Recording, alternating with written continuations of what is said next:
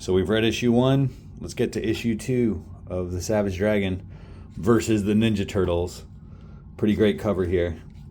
And we start off with another Freak Force character. Dart shows up to the police station. Apparently they've been asking for more help since the dragon's been dispatched into all these other locations. So, like New York City, where he is about to get ambushed by the turtles here. It's a great shot. I like that 2-page spread.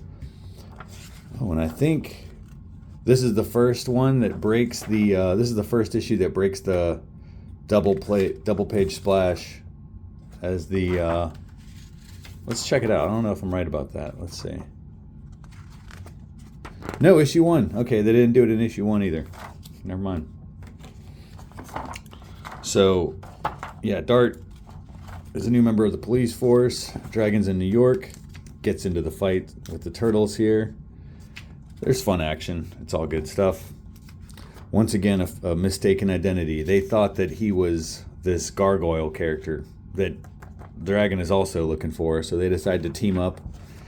And sure enough, right when they decided to team up, here he is. The gargoyle shows up. So they fight him, and Dragon smashes him to a million pieces. And we come to find out that, you know, there's somebody else in control. This well-endowed lady over here is apparently controlling the gargoyle. And that wraps it up for this issue, but the story continues in the Savage Dragon Turtles crossover, which I've got, so we're going to look at that. But before we do, let's finish this issue. So we find out, we go back to the house from issue 1, where someone's calling for help in the basement, and there's these dead bodies everywhere.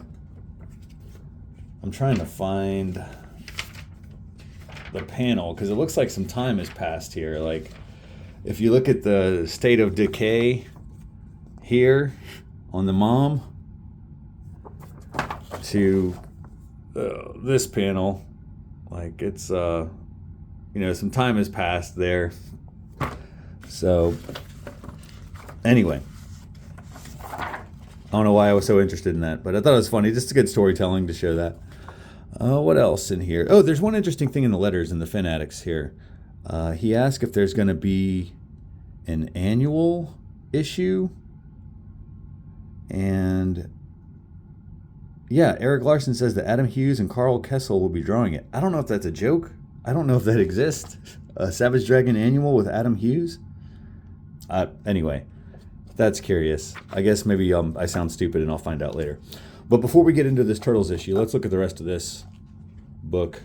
There's a few pinups and a story about how Star, the character from the miniseries, how he loses his hair. So he's fighting this dude from Inferno, or this dude called Inferno from the last miniseries. And he gets... Where does it happen at? That's a long fight. But anyway, yeah, he's running away with his hair caught on fire. So then there's these little panels, these pinups that are really good. And there's a secret.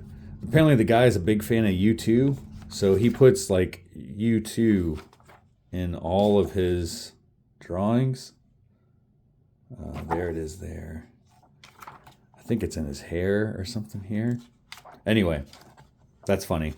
And then there's this Vanguard issue 0 kind of popping through the other cover. Who does the... Tom Coker does the pencils on this. But it's written by Gary Carlson, who created the Vanguard character. And had early Dragon appearances in the 80s. Oop, knocked the camera there, sorry. Anyway, Vanguard is like this alien. He's stationed out in this outpost off of Earth where he's just kind of waiting around for something to... I guess he's waiting for orders or something. So he's like training. He's training with his buddy Wally. And Wally's turning into all of these image creations like Savage Dragon and Pit, Shadowhawk. And then Supreme shows up. And so he thinks it's another one of these simulations, but it's not. Supreme and Vanguard meet up in issue 1. I never really read that series, but it seems fine. All right, so now that's issue 2. So let's get to what happens next. I don't even know if they cover any of this in issue 3, but basically after they wrap up the gargoyle stuff, there's a nice letter here from Michael Dooney, the artist, talking about how long he's known Erik Larsen and how cool it was to work with him on this thing. So they are trying to catch up with this lady we met in the last issue. And this art's, coming off of an Image book with Erik Larsen. This almost has like kind of that, it almost has like that Archie Comics Turtles vibe. But I think it's more adult. I don't know if they have I say it's listed for kids or not, but it's definitely got more of an edge than that other one. But it seems like more cartoony than Savage Dragon, but a little more serious than the Archie's Turtles comic. But it's not quite the Mirage Turtles either. So it's a big to-do with this woman. Oh, she can turn statues into into fighting statues or something. So she's about to mess with I do not remember the name of that thing. It's outside the Link Kennedy Center or something like that.